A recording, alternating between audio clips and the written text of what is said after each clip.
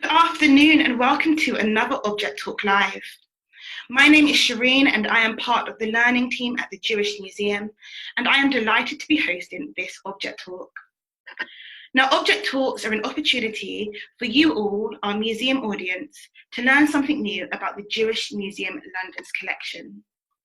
We have over 40,000 objects, and Object Talks give us an opportunity to present some of them to you all.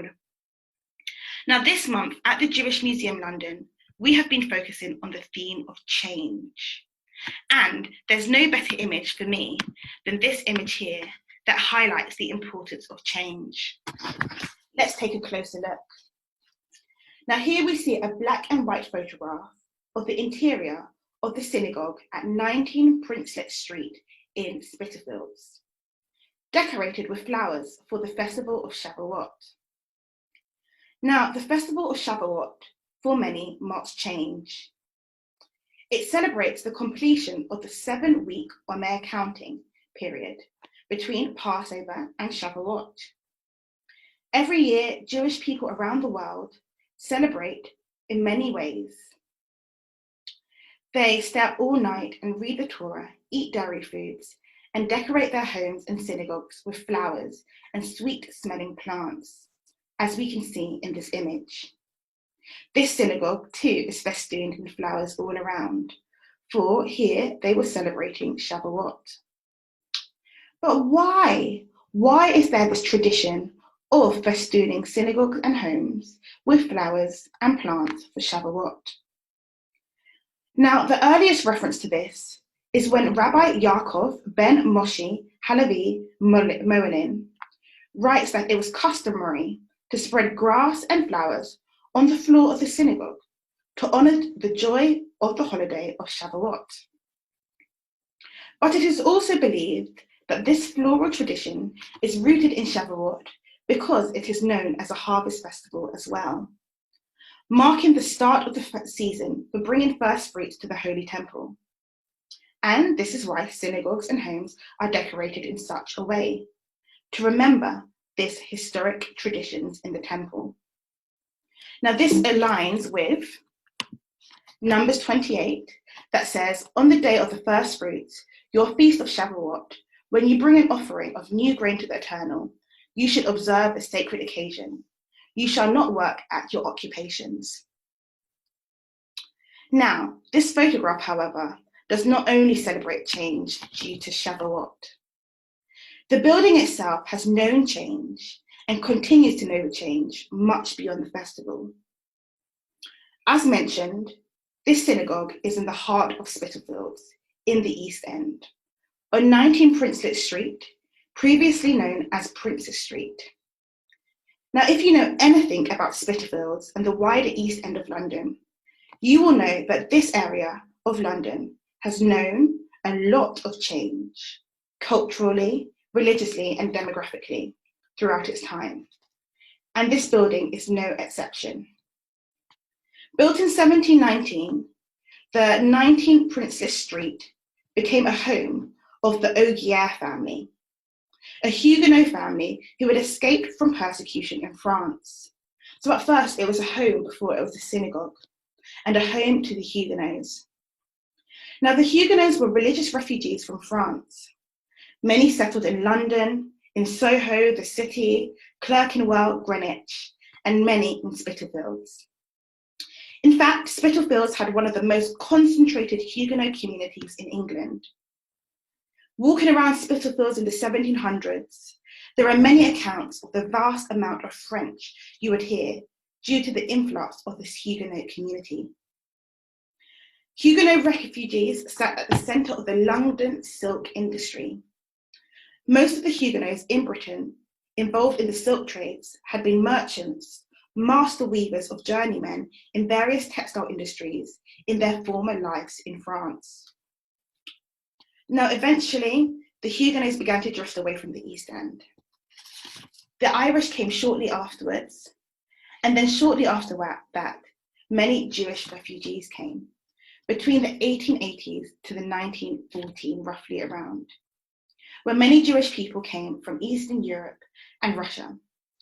fleeing their previous homelands due to fear of persecution and lack of opportunities, and many settling in the East End.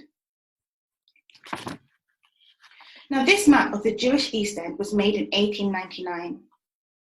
The red means the majority of the population is not Jewish, and the blue means the majority of the population is Jewish. Individual streets, including Princelet Street, had a very Jewish population of up to 90 or even 100% in individual cases. And the blue area specifically highlights Spitafields.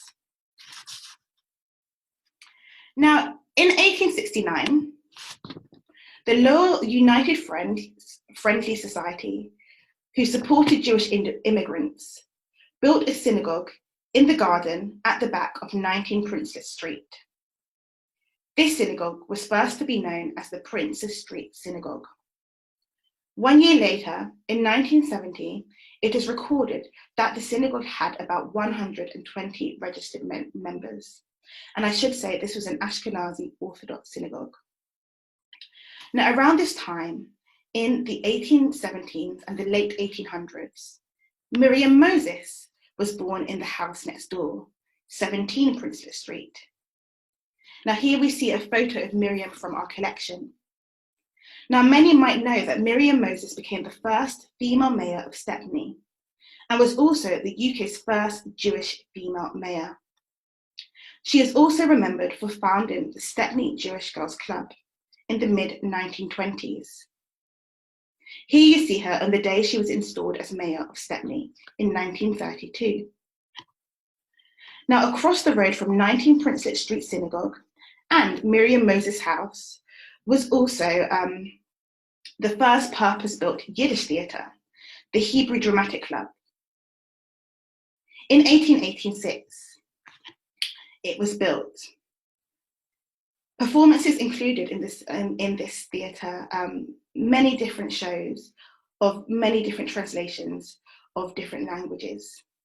The theatre was flourishing, but unfortunately, in a stampede in 1887, 17 people were killed at the theatre, and the theatre troupe left for New York. But it gives us an idea of the bustle of Jewish culture and diversity on the street alone. Miriam Moses, 19 Princelet Street Synagogue, and the first purpose-built Yiddish theatre. Now, in the late 1800s, the synagogue spent some years out of service until 1893 when it reopened. Here is a brochure for the reopening of the service, once again found in our collection.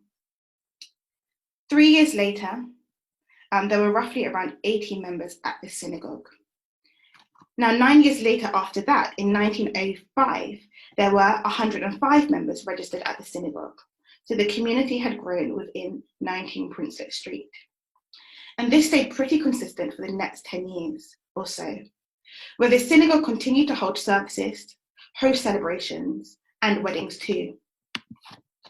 Now, here is a black and white photograph, a studio portrait of Mr. and Mrs. Melzak on their wedding day, with bridesmaids, the nieces of the groom. This photograph, as you might recognise, was taken by the eminent studio photographer Boris Bennett, who operated in London, especially in the East End, throughout the 1930s and 1940s. Now, I show you this photograph because the couple were married at 19 Princelet Street Synagogue. So it shows us the many ways in which this synagogue came to life. Now, fast forward to the 1990s. The attic. Thank you. Fast forward to the 1990s. The attic room above the synagogue at 19 Princelet Street became a magnet for writers and journalists, including Orthodox Jewish scholar David Rudinsky, who lived in the house for most of his life until he mysteriously vanished without a trace. His room, discovered some 20 or so years later, was found untouched, even down to the porridge on the stone. East Ender author and artist Rachel Lichtenstein and Ethan Sinclair sought to uncover the story of Rudinsky in the book Rudinsky's Room, published in 1999 and still purchasable today. 19 Princelet Street has occupied such a diverse and rich history in the heart of Jewish life in Spitalfields, as a synagogue and so much more. So much so that in the summer of 1987, the Jewish Museum London, under the former name Museum of the Jewish East End, organised an exhibition called the East End Synagogues, which showcased the stories of Princelet Street Synagogue. And here are some photos. So here we see the overhead view of the interior of Princelet Street Synagogue. Here in the middle, we see the Ark, which houses the Torah scrolls in the Princelet Street Synagogue.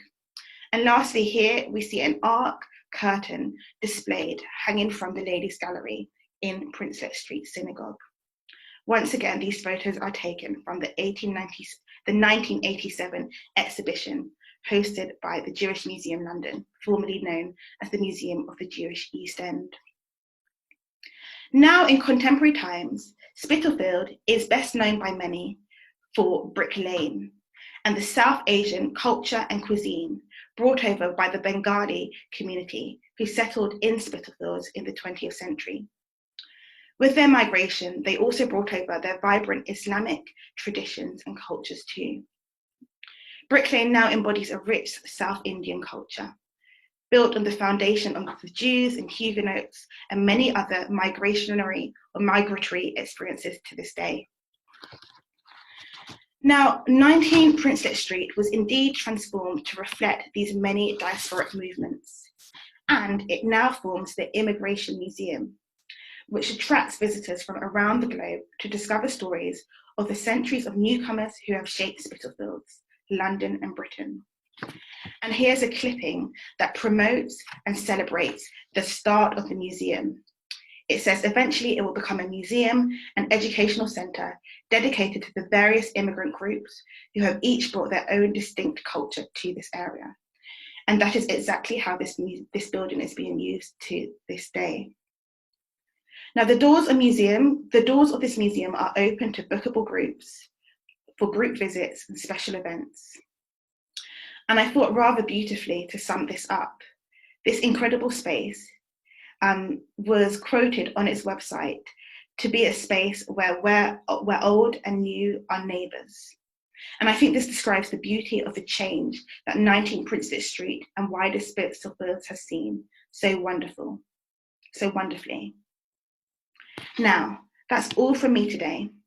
Thank you for joining me, and please do make sure to join us next week for another object talk hosted by another member of the Jewish Museum London's team, looking at the power of change through our collection. But until then, I hope you have a wonderful day, and goodbye.